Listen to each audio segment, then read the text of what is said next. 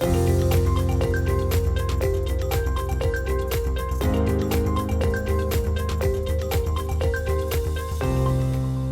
morning, everybody. We start with the global market news update. All that follows heavy after the bell sending of the US big tech on Tuesday afternoons. Microsoft warned of slow returns on AI technology spending and comes ahead of the Federal Reserve's rate decision on Wednesday.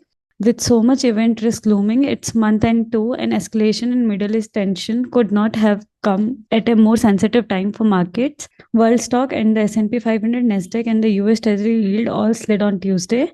The dollar on Tuesday hits a 3-week high on an index basis, nudged above 155 yen, and was fixed at its strongest level since November against the Chinese yuan.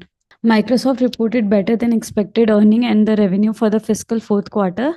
Reports of outages on Azure and Microsoft 365 services spiked early Tuesday morning, impacting applications like Outlook, Word, and Excel. Starbucks mobile ordering was largely restored in the early afternoon, with some interruptions still addressed. Israel bombed Lebanon's capital Beirut, saying the strike targeted the commander responsible for the murder of children and the several civilians in Israel-occupied Golan Heights.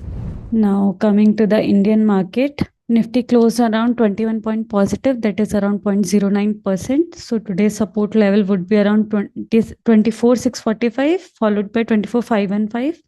And the resistance level would be around 25,095, followed by 25,190. Bank Nifty close around 93 point positive, that is around 0.18%. And today's support level would be around 5491, followed by 49,795, and the resistance level would be around 52,797, followed by 53,255.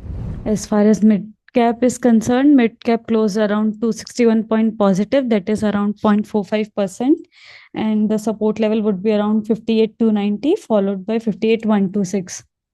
And the resistance level would be around 59,162, followed by 59,398. As far as small cap is concerned, small cap closed around 164 point positive, that is around 0.86% positive. And today's support level would be around 19,044, followed by 18,975. And the resistance level would be around 19,317, followed by 19,385. Now coming to the sectoral update.